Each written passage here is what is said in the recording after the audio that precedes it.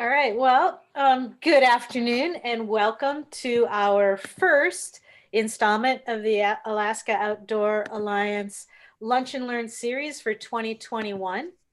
We're kicking off this series with what I consider to be one of the most important topics for the next 5 years, and that is the Statewide Comprehensive Outdoor Recreation Plan, or SCORP.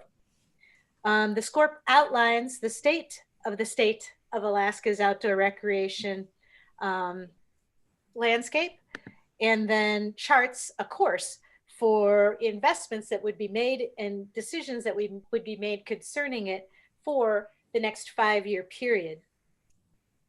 Leading this discussion is Mike Downs with the National Parks Service. I first met Mike through my work with him and the Valdez Adventure Alliance on the Rivers Trails Conservation Assistance Program. And if you all have not considered applying for grants from that program, I really strongly encourage you to take a look at that. The resource support is incalculable in value, and I couldn't be more thrilled that the National Park Service RTCA program is heading up this rewrite and update of our SCORP. So Mike and his team are going to provide an overview about what the SCORP is, why it matters, the process ahead, and how you can get involved. We hope to have plenty of time at the end for your questions and answers. And with that, Mike, I'm going to turn over the stage to you. Great. So I'd like to also introduce Morgan Urquia and Ryan Jackson, who will be presenting with me. They're both community planners. And also, if Ricky Gease is on the line, we're going to give him some time at the end to hit anything that we missed. We hope in the next 40 minutes to explain the Statewide Comprehensive Outdoor Recreation Plan, or SCORP, what it is, and how we as a team plan to complete it in this next year, leaving plenty of time for questions and discussion. Next slide, please. To help us get a head start on our outreach, please put your name, a location, and organization in the chat box. We are also curious as to who has heard of the SCORP, so either by using the hand raise function or putting a yes, no in the chat box. Wait just a couple seconds for that.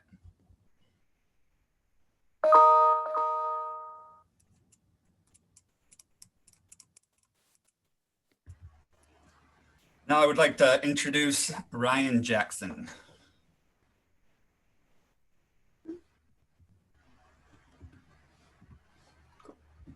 Hey guys, hope you guys are having a good lunch break afternoon right now. So we're going to start this presentation on what exactly is a SCORP.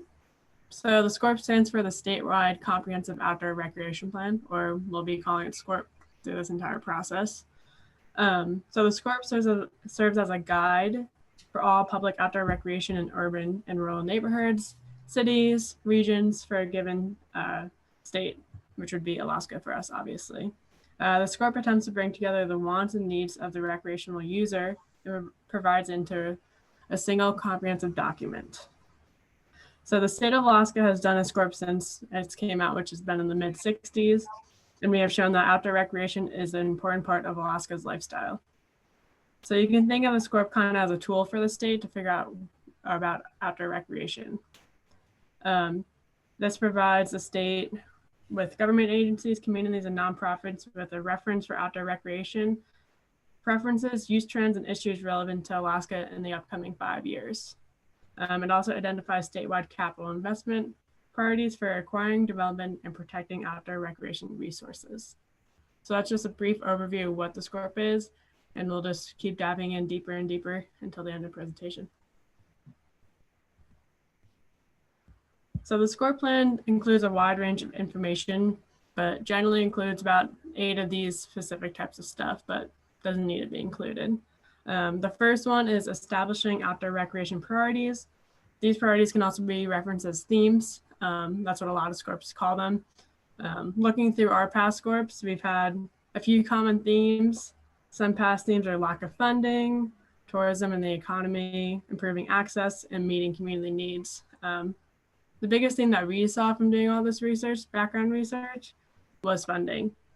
So this will be a key part of our SCORP for this upcoming SCORP. If you can think about it, without funding, there would be no projects, no maintenance, no strategies, no more outdoor recreation. So funding is a big key for the SCORP, we think, but we'll see. The second one is setting your evaluation criteria to allocate this Land Water Conservation Fund. We'll be using this acronym LWCF, just as an example. So this process is known as the open project selection process, which we'll be talking about later in this presentation. This evaluation criteria will decide what type of projects could potentially be awarded money or funding for the upcoming 5 years. Past criteria was separated into state, regional, and community priorities, and then they all get scored points, and whoever has the most points will get funded. The third one is elevating public participation and engagement in outdoor recreation planning initiative and issues. This would include community engagement, outreach, and we hope that we can find trends and any issues with outdoor recreation in their area. This will be either done through public meetings, online or in-person surveys, and public comment. Those are just an example way of doing this. We hope to increase our participation in outdoor recreation by introducing new users to parks and green spaces. The next one is to protect, conserve, and manage public land and recreation spaces and unique places for all current and future generations. So it's not only about us, but it's also about our future. The SCORP will identify all the federal, native, state, and local recreation locations and include statistical data about the space from trails, parking lots, to campgrounds, playgrounds, etc. This will help us identify what communities are in need of recreation areas and facilities, as well as helping us conserve and manage land and acquire future private land for environmental conservation. The next one is integrating and connecting outdoor recreation systems. By integrating and connecting our systems, we can identify places that are lacking outdoor recreation facilities and find ways to link them together. This also incorporates getting a mix of users, not just having hikers and hiking, but also mixing different uses altogether when appropriate, obviously. The next one is communicating linkage between outdoor recreation with individual wellness, benefits, community health, and a thriving economy. As we all know, there's a clear linkage between outdoor recreation, health, and the economy. Outdoor recreation allows users to get outside and exercise, as well as spend money in these communities, which help increase the economy too. The next one is to ensure access and opportunities for recreation users. So we need to ensure a diverse and growing population has access to outdoor recreational space and opportunities to enjoy a wide range of recreation activities. We want public land to be used for all users, no matter your age, nationality, or ability. A big thing is just trying to improve our access to outdoor recreation, which can be transportation enhancement, improving spaces like water-based recreation, or just transferring private land to public land. And then the last one is just identifying benefits of outdoor recreation, which I think we all know what those are. So I'm not going to go too in detail and bore you guys. So more, what is a SCORP? So there is 5 minimum requirements that are needed to be included into the SCORP. The first one, so the SCORP is meant to inform and guide outdoor recreation policies and actions through the state for 5 years, but is broadly written state policy document. The SCORP must include an implementation plan or a proposed steps to address identifying priorities. The LWCF Act requires states and territories to update their SCORP periodically, and these are the 5 requirements. The plan must describe the process and methodology chosen by the state, which would be Alaska. This is not really a strategic plan, it's more of a regional planning process. That's what we're thinking for our process, but we're still on this step right now, trying to figure out what our process and methodology is. The second one is the planning process must include ample opportunities for the public participation involving all segments of the state population.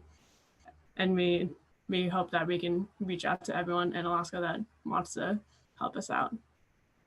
The third one, the plan must be comprehensive. It must identify outdoor recreation issues of statewide importance based upon, but not limited to, input from the public participation program, also identifying issues and address the LWCF by any other means. The next one is evaluating demands and supplies of outdoor recreation preferences and facilities. The fourth one is implementing a program that identifies the state strategies, priorities, and actions for the LWCF. So this implementation program is known as the State Open Project Selection Process, which we'll go over again later. And then the last one has to contain or reference a wetland priority component consistent with Section 303 of the Emergency Wetlands Resource Act of 1986, which I'm about to go a little bit more into detail into. So talking a little bit more about wetlands, like I just said, we need to have at least a reference or contains a part about this. So it must be consistent with the National Wetland Priority Conservation Plan prepared, and that would be prepared by the U.S. Fish and Wildlife Service. We plan to reach out to them once we start this process. It also is prepared by it's also made to consult with the Alaska Department of Fish and Game as well. So we'll be reaching out to both of these individuals and very soon. In this section, it will identify wetland types that should receive priority for acquisition and consider outdoor recreation opportunities within these wetland resources. So you may be thinking, why should we need a section about wetlands? So 2/3 of all wetlands in the United States are actually in Alaska. I'm assuming you guys would know this. Almost 175 million acres, or about 1/3 of our state, is classified as a wetland. Think of all the places where we recreate. You may picture wetlands such as marshes, swamps, bogs, permafrost, or even the tundra. Outdoor recreation in Alaska would not be the same without our wetlands. Almost 88% of Alaska's wetlands are encompassed in public land.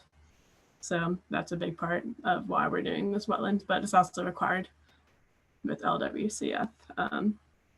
Just going to go through a little bit more about wetlands, just bring down the point about why we're doing this.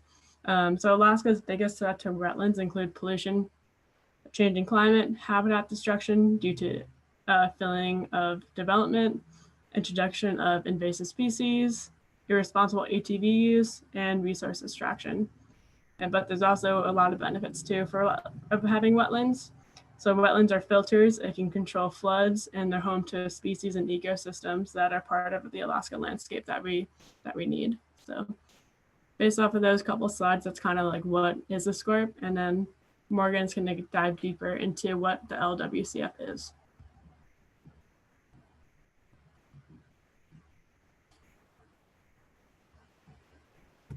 Thank you, Ryan. So as Ryan mentioned, the SCORP is deeply intertwined with the Land Water Conservation Fund, LWCF. So to give you a little background on the LWCF fund, the vision, it's a federal program that effectively doubles Alaskan investment in trails, campgrounds, cabins, parks, playgrounds, a lot of outdoor recreation infrastructure. It's facilitated through the state. So while it's federal funding, the state takes authority for those funds, and then it's available to state, city, local, and tribal governments. Those entities have the option to work closely with nonprofit partners for actual project implementation. The money comes from funds raised from revenue from federal offshore oil lease licensing fees. So the initial intent, especially in the 60s, was to offset the impacts of domestic fuel extraction with improvements to our public recreation resources. And it's done that. It's strengthened the health and vitality of American landscapes and communities through these matching grants that create or improve locally owned and managed public outdoor recreation facilities across the country. Since 1965, the LWCF state and local assistance program has provided almost $3.7 billion in financial assistance countrywide. And that is roughly equivalent to 40,000 grants to those state, tribal, and local governments. And it's been really effective in Alaska. We've been participating since the beginning, and since it is a 50-50 match program, so the funds you're awarded, you're expected to match.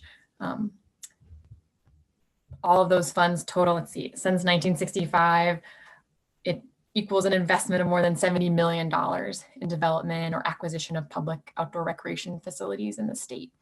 So it's been significant to establishing the outdoor recreation infrastructure we already have, and going forward, there's a lot of new changes in the LWCF that I'll talk about in relationship to the Great American Outdoors Act, making it even more significant for us moving forward. You can go to the next slide, Ryan. So why do we need that in connection with the LWCF? The SCORP unlocks LWCF funding, to put simply. If you think about the SCORP as having 3 pieces of the why, that is a big one. The LWCF funding and the ability to access that is key. And there are 2 other thirds that we identified for this next chunk of time, the SCORP for this cycle, that I'll go into later. But to harp on that LWCF funding, it's required for the states to have a SCORP in order to be eligible.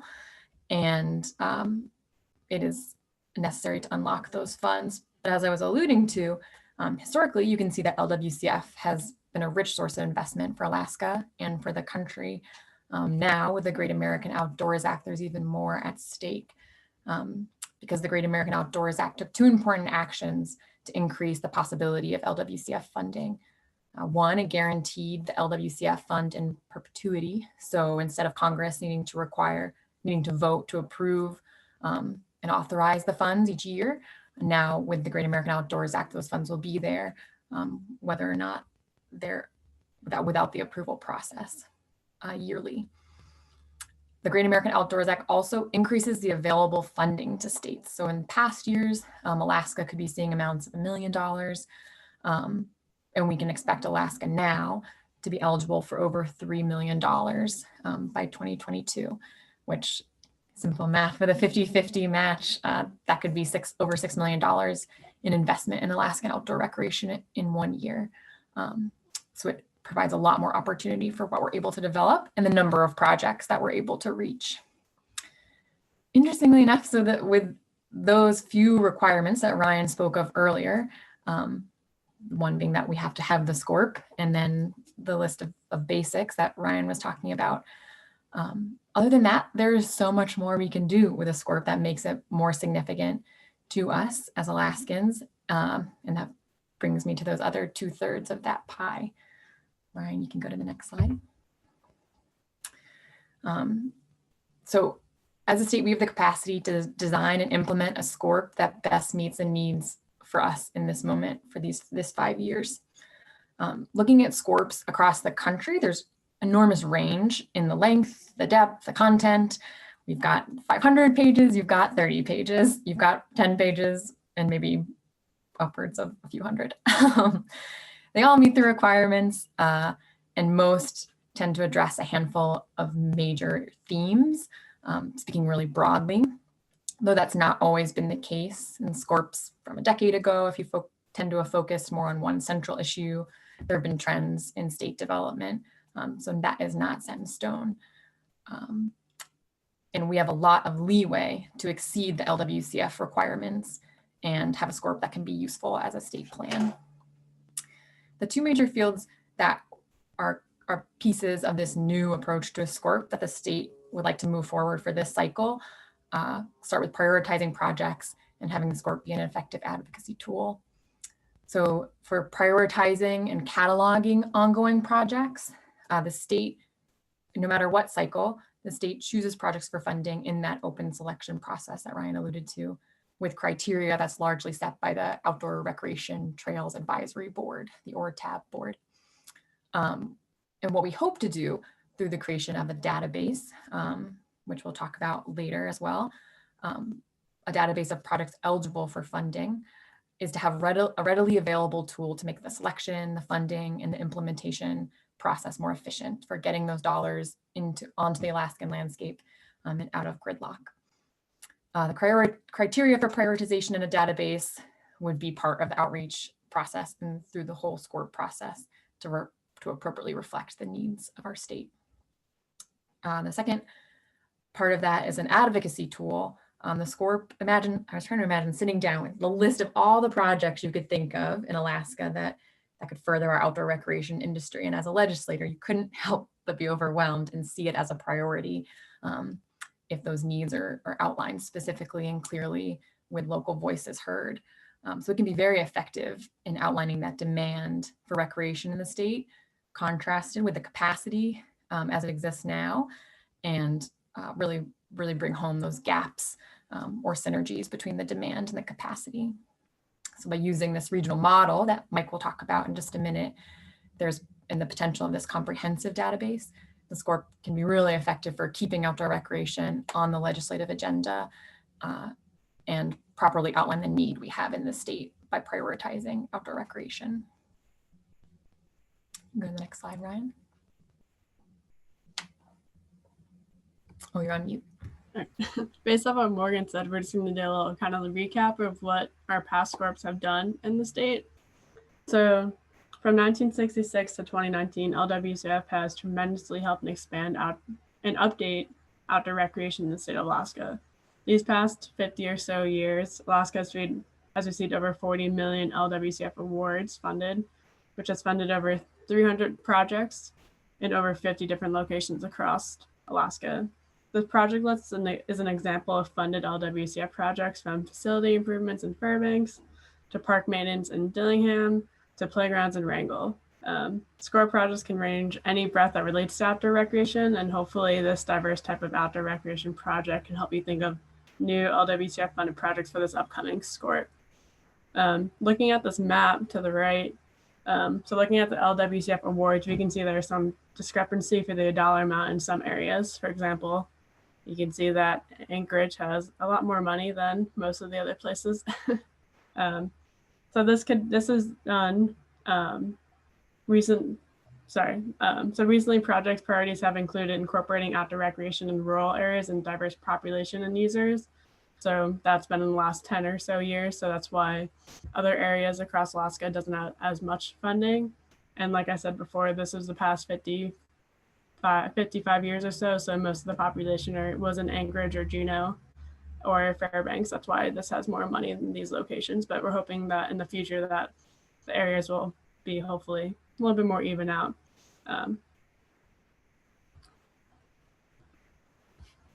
So the next part of this presentation is the who. So who is part of the planning process of the SCORP? This hierarchy table shows the primary people on the planning side of the SCORP. LWCF consists of two parts or sides, the federal and the state side. LWCF is a federal grant program administered by the Department of Interior and National Park Service. We're going to start on the right side of the hierarchy table with the federal side. So the federal side encompasses the National Park Service, who is in charge of the LWCF. The main point of contact for us would be the Regional Director, Don Stryker. He must review any updates and changes to the plan, and then he'll sign them off, which means that he approves the SCORP. He administrates the LWCF state and local assistance matching grant program in close coordination with the state of Alaska through the state liaison officer, and that is designated by the governor, which we'll go over now. So we'll go back to the left side, the state side. So we'll start with the governor, Governor Mike Dunleavy. So his role is to approve the plan by certifies that we provide ample opportunity for public participation has taken place in the plan development. So he kind of does a little check, and he writes a little letter to us saying that the SCORP does that. And then he then gives the Alaska Department of Natural Resource Division of Parks and Outdoor Recreation administrates, which that would be the Division Director, Ricky Gease, administrates the LWCF grant program for the state of Alaska. And the governor also decides who is the state liaison officer, which is currently vacant at this time. So that position will just go to Ricky right now too. So he has a big role to plan for this SCORP. So what does the state liaison officer do? So he's the LWCF grant program requirements are met, and he has to make sure that the SCORP gets updated, conducting regular LWCF grant competitions for local, tribal, state government agencies, whoever is applying, maintaining the open project selection process. That means the grant application scoring process that determines which projects will be funded. So they help figure out the criteria and all that stuff. And then also administrates the LWCF grant from awards through the final billing. So he plays the biggest role in the SCORP planning. Together, the National Park Service and the state, together they have to consult, schedule, plan, public participation, and assistance. This is where we, the RTCA, comes into play, mostly Mike Down. So Michael Down is a outdoor recreation planner who was asked by Ricky to be part of this process. So we're just going to give you guys a quick little description of who we are. So we are the National Park Service Rivers Trails Conservation Assistance Program, or as we call it, RTCA. Our programs support community-led natural resource conservation and outdoor recreation projects across the nation.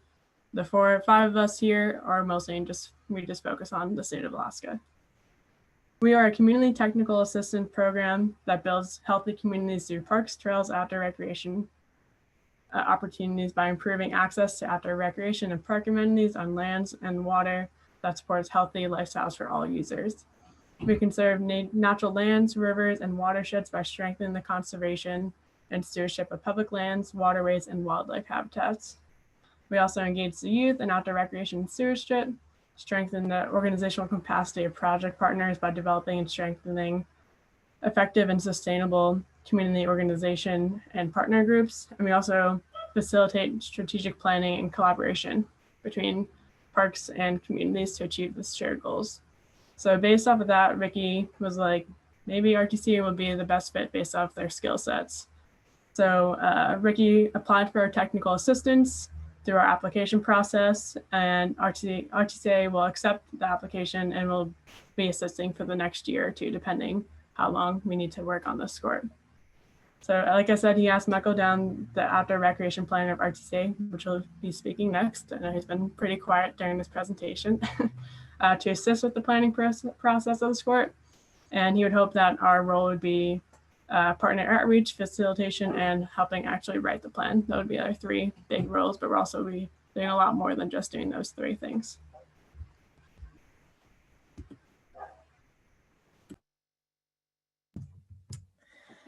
I want to give a brief overview of what we've drafted for a timeline of the SCORP planning process for this year. There are options. There are options for our timeline this time around. The state and Ricky have set really ambitious goals for this SCORP in the hopes that it will better address the needs of our state for outdoor recreation planning. So as we mentioned, to be eligible for LWCF funding, we need a SCORP every 5 years. And our most recent SCORP will expire this year. Thus, we're expected to have a new one by the end of 2021. To take on a more regional planning model with a focus on that database, 2 years for planning and 2 years of available funding would greatly support the process. So the state's applying for an extension to the SCORP, which would extend our current plan to continue our eligibility for LWCF. And we would be able to produce a new plan by the end of 2022 instead. But that is pending. So that being said, we've outlined the process here to have a deliverable by the end of 2021, not counting on that extension, but exploring the options if we do get it. A brief overview of this process. We're currently in the stage of preparation and research, as Ryan presented on, and soon we're hoping to assist in forming a statewide advisory group, diverse stakeholders, leaders across the state from a large breadth of outdoor recreation fields, and that will help us enter the preliminary phase of decision making. So shaping pieces of the SCORP like table of contents, designing surveys, conducting literature reviews, and getting that process ongoing with a diverse body of stakeholders in Alaska. After that, you'll see this strange line of establishing the database. So that's one element that has a really different timescale based on the extension. In the spring, we're hoping to set up a database structure and draft attributes that define prioritization to be reviewed by the public. But then extensive populating work would certainly benefit from more time for outreach and more funding, which is why you see that ... extension into 2022. For the outreach, we're hoping to conduct outreach from spring through fall, and the state has really prioritized the process as very multimodal and very far-reaching. So surveys are typically included in a SCORP, but going more in depth, hoping to have listening sessions, maybe in-person public gatherings, if not virtual. And the hope is that we can get input from as many people to create a plan and serve the whole state. The next piece of outreach is that regional and statewide planning that we had mentioned, this idea of a regional planning process. And this has the potential to play a powerful role, as you can see, would also really benefit from an extension into 2022 to be comprehensive. But the overall idea is to facilitate a regional planning process that emphasizes local input on local issues. That would bring us to drafting. Public meetings to review a draft would be necessary. And then with the final writing, it could be possible by the end of the year. Go to the next slide.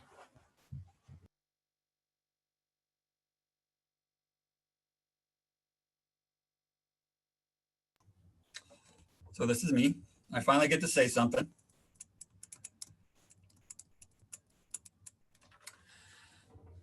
So as we learned, each state has to complete a SCORP every 5 years.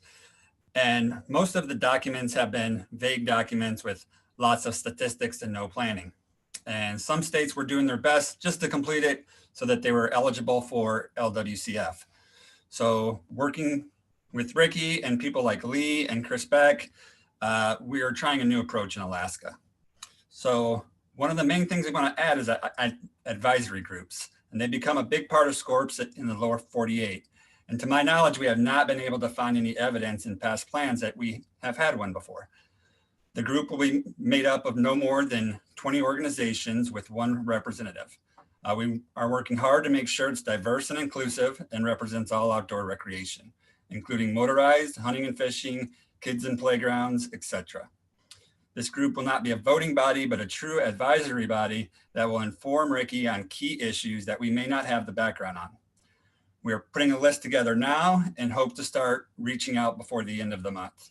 If your group is not part of this group, there's still ample opportunity to get involved, as we will talk about in a few. On the 5 regions, Morgan, can you jump to the next, or Ryan, can you jump to the next slide for me? Another change is that we are going to break the state up into 5 regions instead of 3. In the past, our regions were the rail belt, meaning everywhere the train went, rural, everything outside of Seward to Anchorage to Fairbanks, and southeast. While this was mostly for surveys and they were not doing regional planning, for our purpose, the 5 regions make more sense for us. All right, Morgan, can you jump back now? So the creation of a database. Lower 48 states do not put projects in their SCORP. They keep it vague so most projects can apply. We do not want to change the second part of that. However, Ricky has a vision that having a database with projects that we know, if they're shovel ready or not, know how much funding they need, does it have public support, do they have partners, and are they meeting a known need, is key to showing the legislature what could be accomplished and helps us maximize the federal dollars that we get. This is still in the big idea phase and thinking through how to accomplish the database. Connecting this database to GIS will also be very helpful in seeing the big picture in our state as we lack information in certain parts of the state. More how we will get information for the database in a minute. The next one is solutions to themes or priorities. One of the key things the advisory group will help with is choosing themes or priorities to focus on. We will then work on solutions to those issues so that the state and advocates can use the SCORP to lay out the issues in outdoor recreation in the state to the legislature and other decision makers. Funding is one that we think will be identified. If so, we will lay out as many alternatives to improve it as possible with the hope change happens. Some states have several things that they take on, and at least one state only had one theme. We believe less is more here, and we'd like to try to keep it to a few so that we can focus in on them and help find real solutions. Morgan, can you jump or Ryan, can you jump 2 slides ahead? So next one is a robust public engagement. We already talked about the advisory group and how that will work and laid out the new 5 region model. The regional planning will work in 2 different ways. The first way and best way for people to get involved is the forming of a working group in a region. And in some of the regions, maybe sub-working groups. While we may be involved personally, we see these as being led by regional leaders and not necessarily us. This is one reason why we may need some more time than just the 1 year. We want borough, city, native councils, native corporations, nonprofits, and others to come together to plan. We are still working on what that looks like. The second way is that we plan on contacting as many boroughs, cities, natives, councils, and native corporations as possible to start to collect which projects they are working and what they would like to work on in the future. A large task, no doubt. The next is public survey. I won't go too much into that right now, except to say that they can be expensive and difficult, especially in our state. We are waiting on the budget and exploring partnerships with other groups. We will spend a chunk of time to make sure that our survey is statistically sound and asking the right questions. We've also used social media to push people to a website that will have the survey. The land manager survey, we will develop a separate survey for land managers, and we'll be able to do this in-house. They usually have a very different point of view, so we want to capture that. We also want to plan on convening several land managers throughout the year to get their input. Lastly is public meetings. We will have some, knowing that many of them may be by Zoom or Teams. We also ask that you stay connected or get involved at the regional level. My contact is on the next slide. And if Ricky made it to the presentation, I would like to give him an opportunity to say something. I made it. Thanks. You can see why state parks, we have our state liaison officer vacant due to a lack of authority to accept LWCF funds for this year. Hopefully the legislature will provide us with that authority and we can hire that position. But in the meantime, we're very, very grateful that RTCA, Michael, Morgan, Ryan, and then Zach have all stepped up and allowed us to work with you to get this important planning process getting moving. If we do get authority for LWCF moving forward, our timeline is to hire somebody in the next fiscal year, which starts July 1, 2021. And that's part of the process while we'll be asking the National Park Service at the section that's in charge of LWCF oversight for an extension. We've already informally asked for that, but we will formalize that request here in the near future. Couple things. We want something that is useful for people in Alaska. A couple of the themes that obviously we have in mind are making the case for what is the need for infrastructure across the state at a variety of levels, at the federal level, the state level, and the municipal, city, and tribal levels. So that's a lot of different people. The only way to really work on that in our mind, I think, is to bring us into the 21st century in terms of a database, which will have different layers that you can review. So what are the federal agency needs? What are the state agency needs? What are the municipal, borough, city, and tribal needs? And that's a GIS-based system where we can have project data. Somebody asked you, well, where can we find past projects? Well, we don't have a database of that. We don't have someplace now where we can document where past projects have been done. It's all paper-based. DNR, we are doing a scanning project, but we're not very far into it. So these are all needs that we can solve a lot of things with a database. Then in terms of projects, we're looking at kind of red, yellow, green projects. Are projects at the conceptual idea to address a need? Have they had any design and permitting? Or are they truly shovel ready, just waiting for funding? So that's one of the reasons why we want to incorporate project ideas. Conceptually, we may not have a full project, but an idea. Let's say in Chugach State Park, address the lack of access to the park itself in the Alpine region. So we would then have maybe a list of different ideas there. And are they red, yellow, or green stage? From that database, what we can take then is to look at how we get more of these kind of red projects ideas to shovel ready. So a red to green planning phase that then can be done either at the federal level, the state level, or at the borough level. There are ARDers across the state, economic development districts associated typically with boroughs.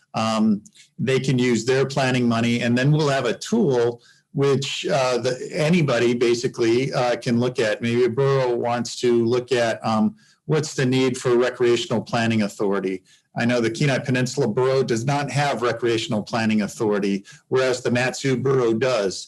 And then you can say, well, okay, but here's the project ideas on borough land that would show a need to have that authority to then go search for funding. So those are types of things that we think this database will be just new and kind of revolutionary in terms of the SCORP. So it's not just a document that sits on a shelf for 5 years and gets a check mark. We really want this to be a useful planning tool for people, both for planning and showing why there is a need for a project, and then also in terms of advocacy, in terms of planning. Nationally, there's been a lot of support for the Great America Outdoors Act. And, you know, this funding for LWCF is a major component of that. Well, that has kind of solidified funding for LWCF at the state level, around $400 million. While that may sound like a really great thing, and it's a great first step for funding for outdoor recreation infrastructure, Alaska, we have a $16 million deferred maintenance just in state parks. We have $3 million of projects that are going to come potentially through LWCF. If we used all that money just for state parks, 3 million into 60 is more than a 20-year backlog of just getting deferred maintenance. In new project ideas for state parks, we have $250 million worth of ideas and potential for infrastructure that would increase recreational access for residents and visitors coming to the state, and also create that much more economic development potential in our state, in a state that's sorely lacking kind of for new ideas and new avenues to generate new economics in our state. Nationally, $400 million may sound like a lot of money, but nationally, just the deferred maintenance in the 50 state parks units systems across the country, the backlog for deferred maintenance is $100 billion. That's a 200-year backlog, you know, for that. So nationally, we need to have tools that show the need for investments in outdoor recreation. And it can't just be public investments. The public investments were everybody's strapped at the federal level, the state level with budgets. So we need to find ideas and methodology to get private investment in outdoor recreation.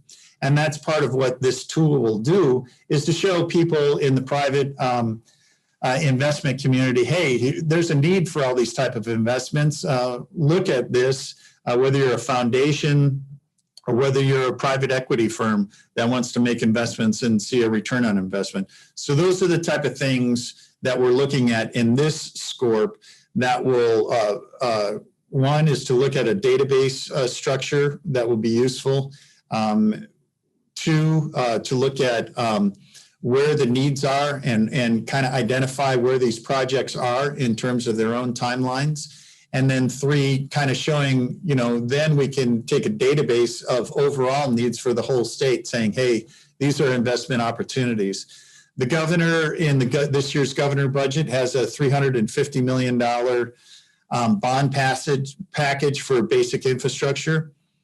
You know, if you don't state your case, you're not at the table. And we think that this SCORP is a way in which we can say, this is the case for outdoor recreation investments in terms of overall project ideas. So while we may have project needs and it may not get down to a shovel-ready project, we want to gather the various stages of what project ideas are, whether they're conceptual or shovel-ready, and then have that database and inventory move forward. We also really think it's important to get this regional approach to it. Alaska is such a huge state, varying needs in different areas. In the past history of it, different areas have, I mean, there's been LWCF projects across the whole state. Although the whole state engages in outdoor recreation, we have the highest rates of participation in outdoor recreation in the country. I think we're tied with Montana with about 8 out of 10 people participating in outdoor recreation activities in the state. So it's vitally important to our quality of life, who we are, but also, Lee's done a great job along with Chris of identifying what that means in economics and development. As a state, the outdoor recreation sector is a growing economic sector in the state and vitally important. And we think this new tool will be very useful both for policymakers at the state and federal level, but then also for communities to kind of go through their own prioritization process and understanding, hey, here's our opportunities. This is where we can make investments. So we're really excited by it. We think it's important to take time to get this footprint right. And that's why we're probably going to take 2 years to do this and seek as broad a net as we can and really help get a statewide tool and a regional tool in place, and then form these partnerships with people in the regions so that everybody has an opportunity to participate in it at the levels that they can. Hey, Ricky, can I jump in real quick and save the last 15 minutes for questions?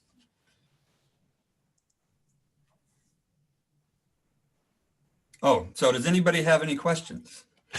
Yeah, I'm not. I'm not hearing none. I bet you Lee has one. You're on mute, Lee. So yeah, I am just wondering, we've got people from, a lot of nonprofits and whatnot, and trail groups on the call here. So what would you suggest would be the best point of contact for them at this point to be sure that their voices are heard, or if not right now, like when do you envision in the timeline here, which milestone would they be, should they be looking out for? I mean, we'll help keep them informed, but like just in how that grassroots level input is going to channel into this report.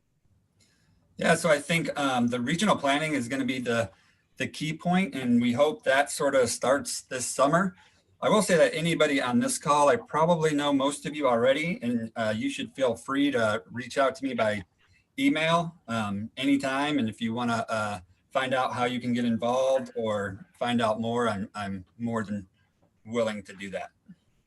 But the regional planning will be the key, sort of the key spot where people can really get involved in working groups and to make sure that their voice is heard. And we'll have surveys and other things all during the year that will be pumping out to everybody. And the other thing, Michael, added to that is if on the regional basis, if you know other key players who are important, can bring resources to the outdoor recreation planning process at the regional level, please share those with Michael also. We're trying to work through the process now of develop regional approaches, and it's really beneficial. We want people who have access to resources and who can, at the borough levels, at the city levels, municipal, tribal levels, who can bring resources to the table. We don't have a lot of money for planning purposes, so a lot of kind of the planning stuff does have to happen at the regional level. So who are the key players who have access to landscape architects or planning processes or public processes? Those are the things that we need to incorporate in this process. Mike, we had a few questions coming in the chat. One being the first, what are your plans for coordination with the 2 MPOs in Alaska? NPOs, help me out with the acronym. Municipal Planning Organizations? That's that would be, there's so there are in Anchorage. Metropolitan Planning Organization. Yeah. So I would say that we will definitely be contacting them. But we also feel that so like Anchorage, for instance, has a pretty good lock on what they're doing here in Anchorage. We will be reaching out to them, but getting information from them because they already have things lined up. I do see in the Valley, we'll be talking to a lot of people out there, and in the Fairbanks area, for sure. We'll definitely bring them into the fold. We're still working out how this regional planning is going to work, to be honest. Another question on, given the new funding coming from the Great American Outdoors Act, is there a developing timeline for a new round of funding for the state? Yeah, I'll take that. So we need to have a state liaison officer in place, the state grant administrator for LWCF in place in order to put the call out. We're not going to put a call out if we don't have staff to oversee, the program. So that's going to be dependent upon the legislature. In both the governor's budget, we do have requests for funding both in the FY21 supplemental budget, where we did not get any capital budget money because the legislature convened out early and didn't kind of deal with that portion of the capital budget. So we do have a supplemental request, and then we do have it in the FY22 capital budget also. So we are working on getting a person in place, and then at that point, we will work on a timeline. So I would imagine at some point there's going to be a timeline for a call for projects.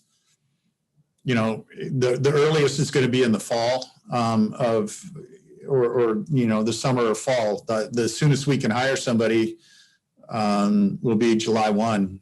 So unfortunately, we're behind the power curve and we were set back, but it is what it is, and we're dealing with it the best way we can.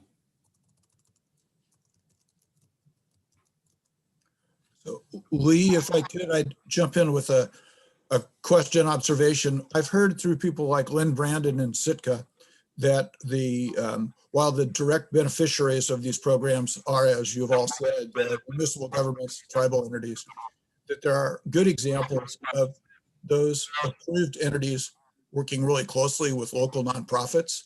And it doesn't mean there's a harsh boundary between, if you're a nonprofit trail organization, you don't have to say, well, this isn't going to help us.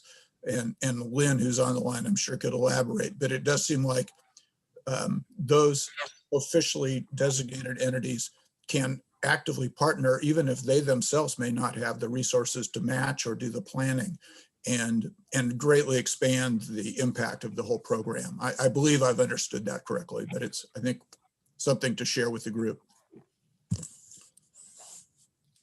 Right. Just just for clarification, only government agencies can apply for an LWCF grant, but that doesn't mean they can't have partnerships either through contracts or contractual services or other type of arrangements and partnerships to bring match money to the table.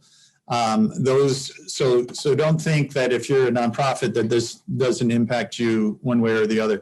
The other thing that also needs to be referenced, the other grant that needs to be referenced, which a lot of nonprofits are eligible to apply for, is the recreational trails program grants, the RTP grants. They also have a component where you have to mention a priority in a SCORP. So whether it's RTP, LWCF, whether it's deferred maintenance projects that are coming down through the state, or bonds that Anchorage does, or Matsu makes investments through their bed tax monies in recreation. This has a wide range of impacts for outdoor recreation sector. And if you're a nonprofit, you're definitely a major player in this sector. I think Lynn has her hand up. Oh, go ahead. Yeah, that's true. We've applied for a lot of grants on the behalf of the city and borough. They are the entity that's responsible for the grant, but as a nonprofit, Sitka Trail Works, and then also I worked with a volunteer group that applied for a grant in conjunction with the city for a playground, and that was a land and water conservation grant, but ran it through SAIL, Southeast Alaska Independent Living, and yeah, so it works well. We do that with all sorts of grants. and just partner up with the city. Right, and one of the things that we're doing, there's been a couple of questions on funding, is that we're also going to try to incorporate, as it's a database, you can put it in as many fields as we want. So in terms of eligibility for kind of project areas or project ideas or priorities, in addition to LWCF and RTP, I mean, there's other types of projects that there could be funding available for. There are tribal grants, there are EDA, Economic Development Agency grants at the federal level for planning. There's a federal land access program, FLAP grants. There's the Alaska Transportation Alternatives Program, which is more pedestrian oriented type stuff. So there's a variety of projects that are out there. And then, we'll put a default button in for, available for private investments, foundations, in terms of the nonprofit world, or kind of private investments from kind of industry. So one of the things, that's in terms of funding that we're trying to address in databases is to capture the world of opportunities where funding can come from. So even though a project or idea or a need may or may not be expressly addressed through LWCF, through this effort of the SCORP, we're trying to identify the universe of funding to kind of break down the concept of funding barriers. And there was also a question about Anchorage. In addition to the Land Water Conservation Fund, there is a portion of that money that's available, which is called ORLAP, which is only available to municipalities, kind of urban areas. And currently in our state, Anchorage is the only quote urban area that qualifies based on population for those type of grants. And they have received a couple of those ORLAP grants. Now those are outside, those don't compete at the state level, those compete at the national level. And so it's a little bit different funding category, but they're classified as LWCF based funds.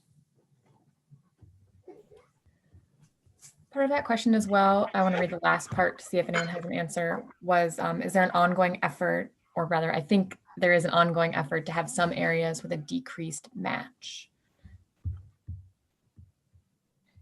So is there an effort to decrease the match requirement in some areas? Yeah, this is just so people understand, the COVID epidemic has really hit revenues at every level of government, whether it's local, cities, states, the federal level, beyond the federal printing press, states and locals and tribes, we don't have access to the printing press. So decreased revenue means that there's a reprioritization of stuff. And one of the reasons why there's a $100 billion backlog and deferred maintenance in state parks across the country is that, for many, many years, investments in outdoor recreation sector have not been seen as a high priority for government. And in this time of kind of restriction of resources available to states and other state entities, it's a national priority to redo the match from like a 50-50, $1 invested at the federal level gets $1, needs $1 minimum invested at the state level. We're seeking to change that over the next 5 years to an 80-20 match. But that's going to take national legislation. There's also a 3-year window to encumber grants per allocation year. We're seeking to expand that to 5 years. And then we're also seeking to get the administrative costs for the program at the state level covered by the LWCF monies. What this means in Alaska, in our budget, in just kind of basic terms, is that, as state parks, we take about anywhere from $30,000 to $50,000 from the unrestricted general fund, and that's just the general state revenues that everybody competes on as a competing basis of needs. We're asking for about $2.1 million to cover Land Water Conservation Fund, the match for state projects, but also about $450,000 to cover the indirect match, which is required. It's an administrative match that's required that the states pony up. That's a huge chunk of money to go into this budget cycle asking for. So, the governor has been supportive of that in his budget, both for the FY21 supplemental and the FY22 capital budget. But we don't know where the legislature, where this is all going to shake out at the end of the day there. So we are asking for admin help, and we're in the same situation as 49 other states, and we're asking for a reduced match.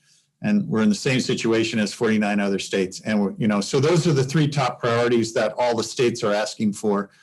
But we're dealing with the hand that we're dealt with right now. We haven't seen movement on those three priority projects yet. So, or needs.